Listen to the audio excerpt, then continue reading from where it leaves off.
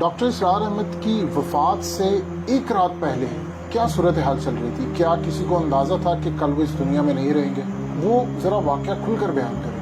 یہ ڈاکٹر صاحب کے جیسے کہ میں نے عرض بھی کیا تھا، کچھ امراض تو ایسے تھے جو چل رہے تھے، لیکن آخری 3 دن انہیں پھر شدید بخار بھی ہوا، اور پھر یہ ہے کہ ایک اسہال کی سی کیفیت، پیٹ بہت خراب ہوا، اس کی وجہ سے ضعف اور کمزوری ہوئی، اور اسی طرح ان کے کچھ تکالیف، خاص طور پر کچھ کمر کی تکلیف بھی بڑھ گئی تھی۔ تو ڈاکٹر عامر عزیز جو میرے کلاس فیلو ہیں، تو ان سے میں نے ذکر کیا تو وہ پھر آئے بھی ڈاکٹر صاحب سے ملنے کے لیے۔ اب ملاقات کے بعد انہوں نے پھر، اگرچہ ان کے انتقال کے بعد مجھے کہا، یہ نہیں کہ اسی دن کہہ دیا ہو، لیکن بعد میں کہا تھا کہ اس دن جو میں ڈاکٹر صاحب سے ملا تھا تو میں بھی یہ سمجھ رہا تھا کہ یہ شاید ڈاکٹر صاحب کے بس 1-2 دن ہی باقی ہیں۔ اب کس بنیاد پر انہوں نے کہا، میں چونکہ اس موقع پر موجود نہیں تھا، لہٰذا کوئی باتیں شاید ڈاکٹر صاحب نے ایسی کی ہوں کہ جس سے ڈاکٹر عامر عزیز نے یہ اندازہ لگایا ہو کہ شاید یہ وہ آخری ایام جو ہیں، جسے کاؤنٹ ڈاؤن کہتے ہیں، وہ شاید شروع ہو چکا ہے۔ لیکن یہ بہرحال آخری 3 دن جو ہے ان کے کچھ بیماری میں گزرے تھے، اور اس میں کچھ کیفیت بھی ان کی بے چینی کی رہی تھی، اور باقی یہ کہ جس رات ان کا انتقال ہوا ہے تو میں نے اگرچہ درمیان میں 1-8 دفعہ ان سے کہا بھی تھا کہ اگر آپ محسوس کریں تو ہم آپ کو ہاسپٹل لے چلتے ہیں، تو ڈاکٹر صاحب نے اس سے انکار کیا تھا، نہیں میں ہاسپٹل نہیں جانا چاہتا، اس لیے کہ بہرحال ہاسپٹل میں جو کچھ ہوتا ہے پھر گویا کہ آپ اپنے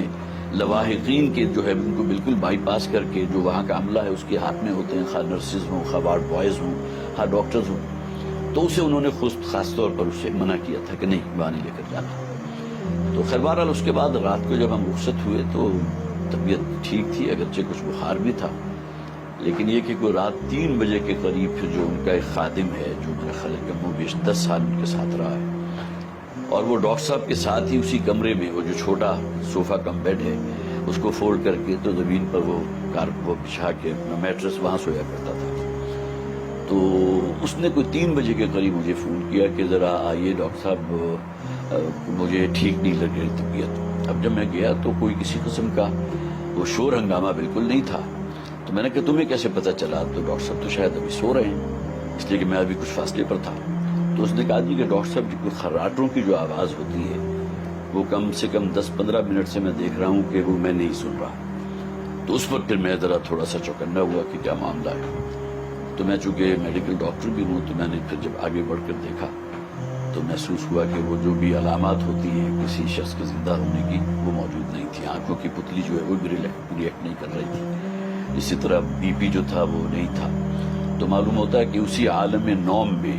وہ جو سوئی ہوئی حالت ہی میں اللہ تعالیٰ نے فرشتہ اجل کو بھیجا ہے اور اس نے اس روح کو قبض کر لیا۔ تو کوئی کسی قسم کی تکلیف، کوئی ہنگامہ کہ فوراً بھاگو دوڑو ہاسپٹل کی طرح، بلاؤ 112 کو اور یہ کرو اور وہ کرو، اس کی کوئی نوبت نہیں۔